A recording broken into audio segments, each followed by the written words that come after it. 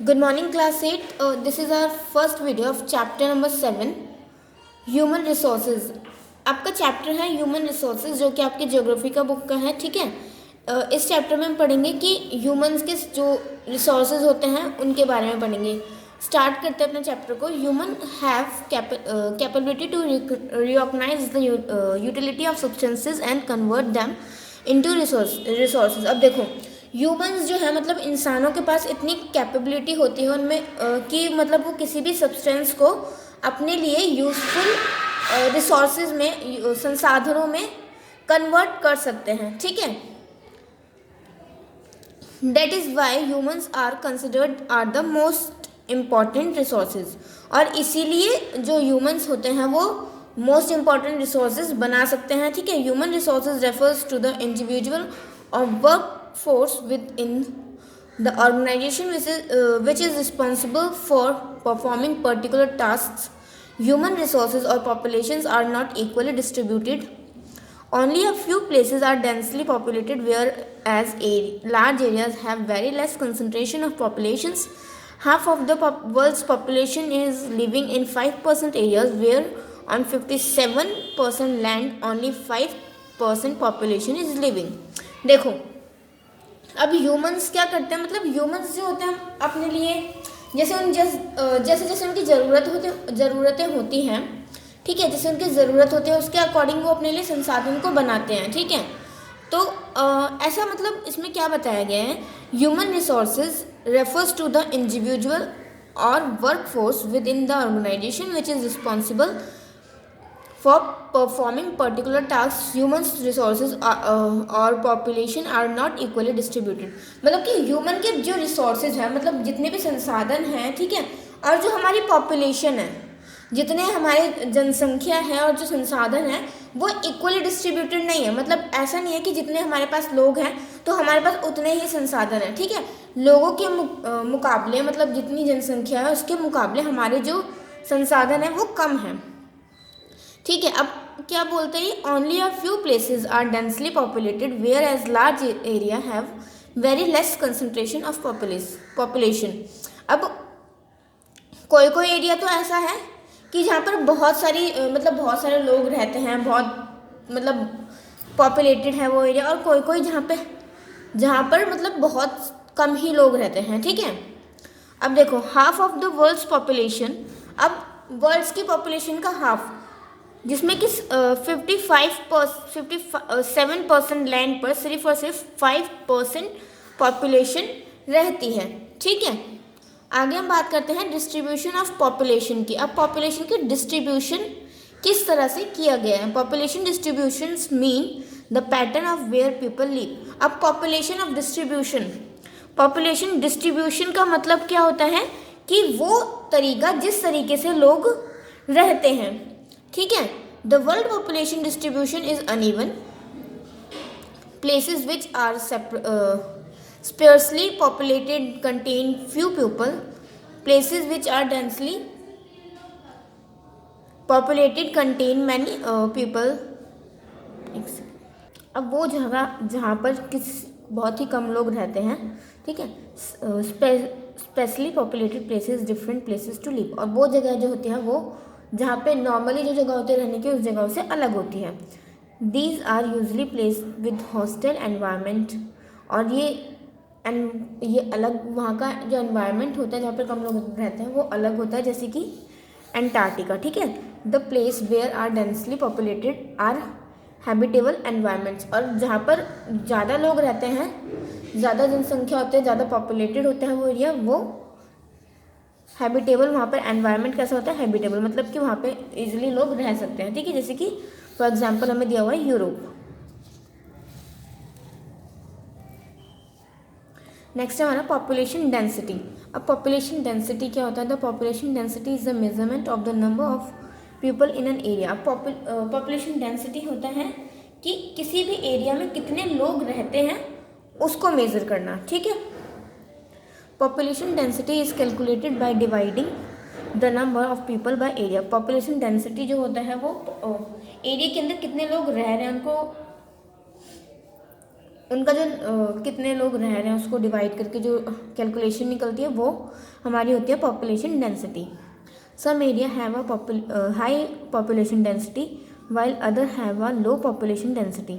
और किसी किसी एरिया में ज़्यादा लोग रहते हैं तो वहाँ पर क्या होता है, हाई पॉपुलेशन डेंसिटी होती है, और किसी किसी एरिया में कम जनसंख्या है तो वहाँ पर क्या होता है, लो पॉपुलेशन डेंसिटी होती है। ठीक है, the population distribution in India shows wide variation. और जो हमारी इंडिया की जो पॉपुलेशन डिस्ट्रीब्यूशन है वो भी बहुत ही विभिन्न है, मतलब बहुत ही अलग अलग है, क्योंकि किसी किसी जगह पर क्या है कि बहुत ज़्यादा जनसंख्या और किसी किसी जगह पर बहुत कम लोग रहते हैं। ठीक है, Uttar Pradesh accounts for about 16% of the country's population. अब देखो यूपी में, आपको पता है कि यूपी में कितने लोग रहते हैं। अब यूपी में मतलब हमारी कंट्री की 16% जो पॉपुलेशन है वो यूपी में रहती है। ठीक है, Sikkim has a population of 0.5 million and Lakshadweep has only 16,000 people. और सिक्किम में 0.5 मिलियन पॉपुलेशन है और लक्षद्वीप में सिर्फ और सिर्फ 16,000 पीपल रहते हैं। अब लक्षद्वीप में कितने रहते हैं, सिर्फ और सिर्फ 16,000 लोग ही रहते हैं।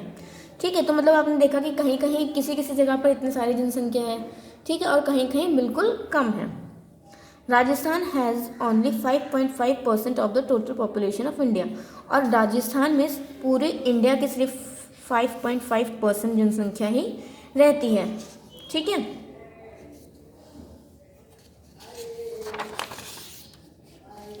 नेक्स्ट है हमारा factors affecting distribution of population.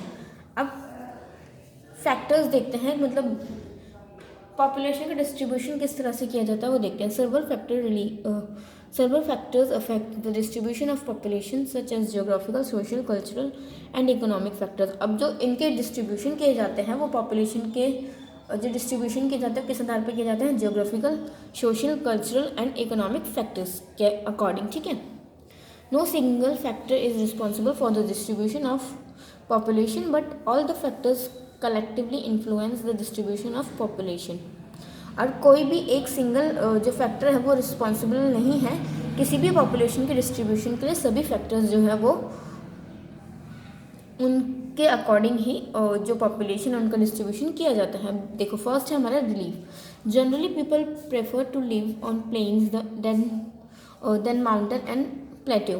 और आपको पता है कि मतलब ज़्यादातर लोग जो हैं वो प्लेन एरिया पे, जैसे कि हमारा है जहाँ पे हम रहते हैं वहाँ पे रहना पसंद करेंगे, ना कि माउंटेन पे और प्लेट्यूज प्लेन्स पर। ठीक है, प्लेन्स आर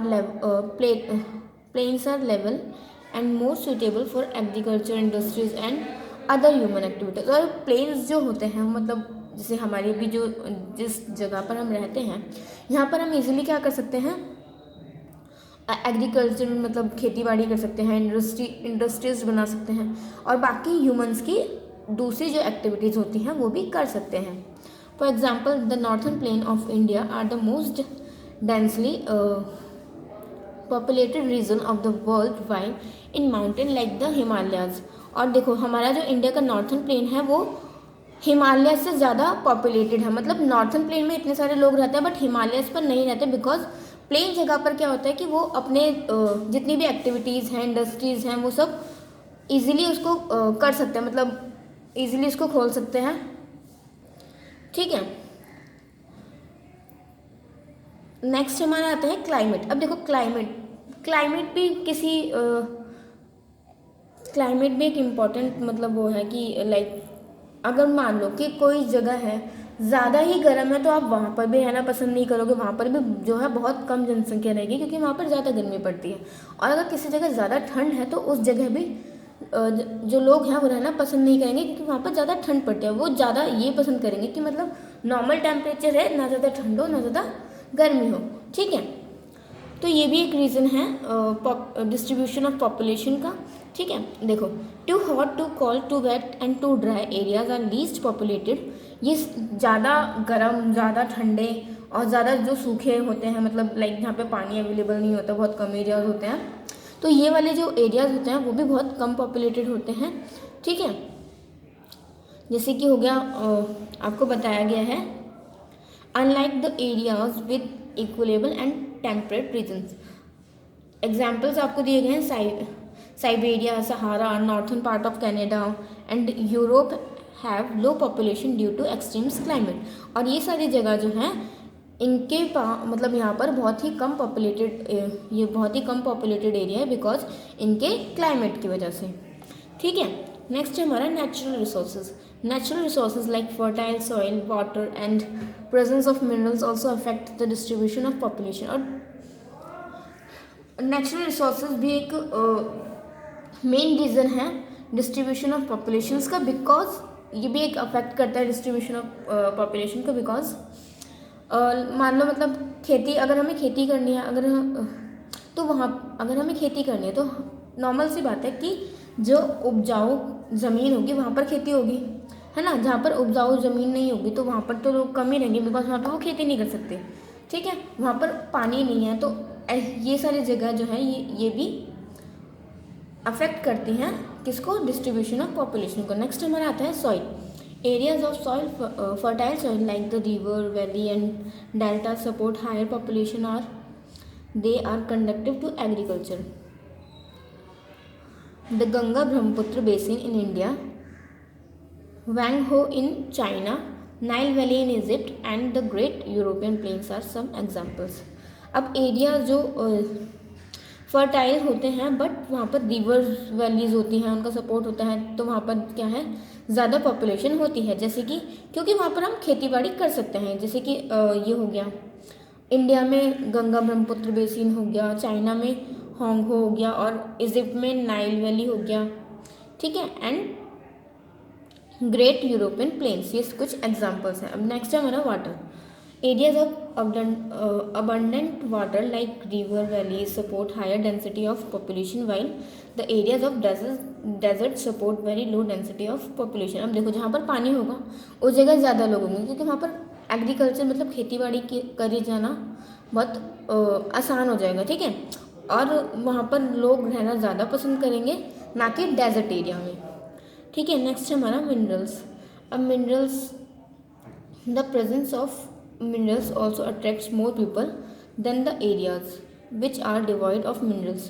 अब जो मिनरल्स होते हैं, जो हमारे खनिज वगैरह जो पदार्थ होते हैं हमारे, ठीक है, उनको वो लोगों को ज़्यादा अट्रैक्ट करेगा, क्योंकि वहाँ पर अवेलेबल होंगी, जो भी चीज़ें होती हैं वो अवेलेबल हैं, तो वो ज़्यादा अट्रैक्ट करेगा, ना कि जिस जगह पर वो नहीं है। ठीक है, तो इस वजह से भी मिनरल्स की वजह से भी जो है जो पॉपुलेशन है वो वहाँ पर ज़्यादा होते हैं, जहाँ पर सारे मिनरल्स वगैरह जो हमारे खनिज वगैरह जो होते हैं वहाँ पर अवेलेबल होते हैं। ठीक है, the gold rush of Australia and the discovery of oil in Middle East countries led to the colonization of people in this areas. अब देखो ऑस्ट्रेलिया में गोल्ड रश और मिडल ईस्ट कंट्रीज़ में ऑयल ये है, तो इस वजह से यहाँ पर जो लोग हैं वो आकर बसे, इन्होंने मतलब यहाँ पे अपना कॉलोनी जो है वो बसाई। ठीक है, क्लास आगे का चैप्टर हम अपने नेक्स्ट वीडियो में पढ़ेंगे। ठीक है, इस वीडियो में हम यहीं तक पढ़ते हैं।